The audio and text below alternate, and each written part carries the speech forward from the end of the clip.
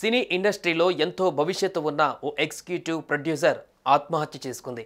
పలు సినిమాలకు పనిచేసిన స్వప్న వర్మ ఇంట్లోనే ప్రాణాలు తీసుకుంది. 2 రోజుల క్రితం ఆమె ఆత్మహత్య చేసుకోగా ఇంట్లో నుంచి దుర్వాసన రావడంతో స్థానికులు పోలీసులకు సమాచారం ఇచ్చారు. పోలీసులు ఘటనా స్థలానికి చేరుకున్నారు. స్వప్న వర్మ ఆత్మహత్య చేసుకున్నట్లుగా నిర్ధారించారు. Master minds the pride of India. Inter, MPC, BiPC, MEC, CEC చదివిన విద్యార్థులకు సిఏ మరియు సిఎంఏ ఫౌండేషన్ కొరకు నూతన బ్యాచెస్ ప్రారంభం.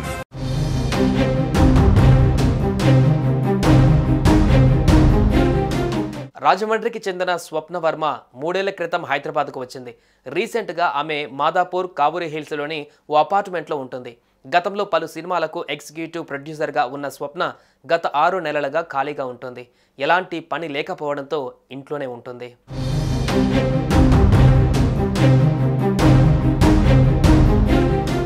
ఈ క్రమంలో 2 రోజుల క్రితం స్వప్న ఆత్మహత్య చేసుకుంది. తన ఇంట్లోని బెడ్రూమ్లో ఉరి వేసుకుని ప్రాణాలు తీసుకుంది. కాగా తన ఇంటికి 2 రోజులుగా ఎవరూ రాకపోవడం, అటు స్వప్న కూడా బయటకు రాకపోవడాన్ని చుట్టుపక్కల వారు గమనించారు. కానీ ఉదయం తన ఫ్లాట్ నుండి దుర్వాసన వస్తుండటంతో మిగతా ఫ్లాట్ మెంబర్స్ పోలీసులకు సమాచారం ఇచ్చారు.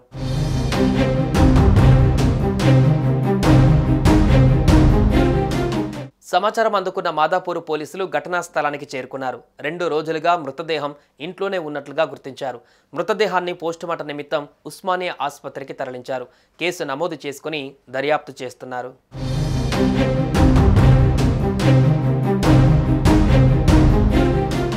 స్వప్న మృతిపై పోలీసులు ఎంక్వైరీ చేస్తున్నారు. ఆర్థిక ఇబ్బందులతోనే ఆమె ఈ పని చేసి ఉంటుందని పోలీసులు భావిస్తున్నారు. ఆర్థిక ఇబ్బందులేనా లేక మరేదైనా ఉందా అనే కోణాలలో కూడా విచారణ జరుపుతున్నారు.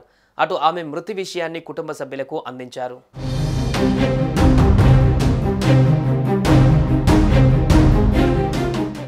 సినిమా అనేది రంగుల ప్రపంచం.